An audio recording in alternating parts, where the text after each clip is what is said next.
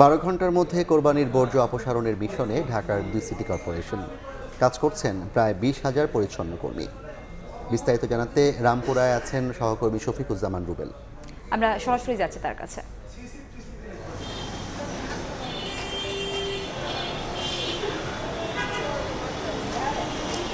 বর্জ্য অপসারণের যে বড় চ্যালেঞ্জ, সেই চ্যালেঞ্জ মোকাবেলায় কিন্তু সিটি কর্পোরেশনের পক্ষ থেকে সারাদিনই আমরা দেখছি যে কর্মব্যস্ত এবং দিন গড়িয়ে রাত প্রায় সন্ধ্যা পার হয়ে অন্ধকার নেমে এসছে। তারপরে কিন্তু যারা পরিচ্ছন্নতা কর্মী তারা কিন্তু এখন পর্যন্ত তাদের কাজ অব্যাহত রেখেছেন। আমরা দিনভরে দেখেছি রাজধানীর বিভিন্ন জায়গায় ঘুরে, বিশেষ করে আমি রয়েছি দক্ষিণ সিটি কর্পোরেশনের অঞ্চলে এবং বিশেষ করে বিভিন্ন পাড়া মহল্লা যে অলিগলির ময়লা আবর্জনা, সেই ময়লা আবর্জনা কিন্তু অধিকাংশই বলা যায় যে একদম 90% ময়লাই কিন্তু বিভিন্ন এলাকার অপসারণ করা প্রায় শেষ। এবং এখন আমরা দেখতে পাচ্ছি যে যেখানে ডাম্পিং করা হয়েছিল ময়লাগুলো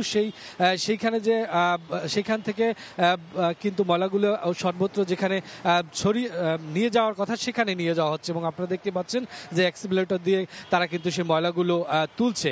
এবং সারাদিনই যদি বলি যে সারাদিন আমি দক্ষিণ সিটির যে মহল্লাগুলো ঘুরেছি, দেখেছি যে পুরোপুরি পুরান ঢাকার ওয়ারি, গ্যান্ডারিয়া, হাজারীবাগ এই যে এলাকাগুলো, সেই এলাকাগুলোতে বৃষ্টির কারণে কিছুটা পানি জমেছে। তারপরেও কিন্তু পরিচ্ছন্নতা কর্মীরা তারা তাদের অক্লান্ত পরিশ্রমের মধ্য দিয়ে কিন্তু ময়লা আবর্জনাগুলোকে অপসারণ করার চেষ্টা করেছেন এবং বলা যায় যে তারা তাদের কাজে অনেকটাই সফল।